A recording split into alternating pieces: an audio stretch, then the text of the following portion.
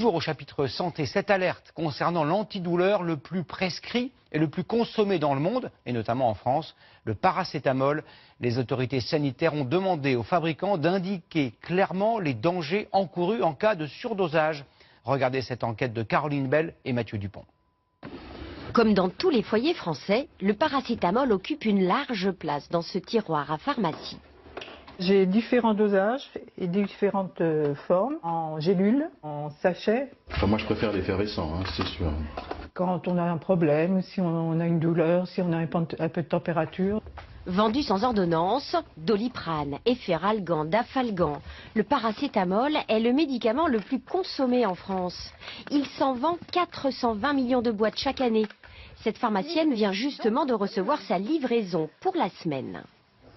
Nous ne souhaitons pas le mettre en libre accès puisque nous sommes conscients du danger du paracétamol. Ici, les pharmaciens rappellent systématiquement qu'il ne faut jamais dépasser la dose de 3 grammes maximum par jour. Prenez ceci pour des douleurs. Au-delà, il devient toxique pour le foie. Le problème, c'est que le paracétamol entre dans la composition de 200 médicaments. Le surdosage est vite arrivé. Quand un adulte est enrhumé, il va avoir le réflexe de prendre un médicament pour le rhume. Et s'il a mal à la tête, il va venir prendre également un médicament pour le mal de tête. Le problème, c'est qu'on va vite dépasser la dose recommandée d'1 gramme par prise chez un adulte de plus de 50 kilos. Et cela peut provoquer de graves intoxications. Au-delà de 10 grammes en une fois, on a des risques d'hépatite aiguë sévère, voire d'hépatite fulminante, c'est-à-dire une destruction massive du foie. Et comme on ne peut pas vivre sans foie, ça peut conduire à la transplantation hépatique. Clairement, une intoxication au paracétamol peut être mortelle.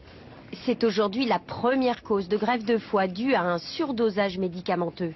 L'Agence du médicament souhaite que d'ici quelques mois, les fabricants inscrivent des messages d'alerte sur toutes les boîtes contenant du paracétamol.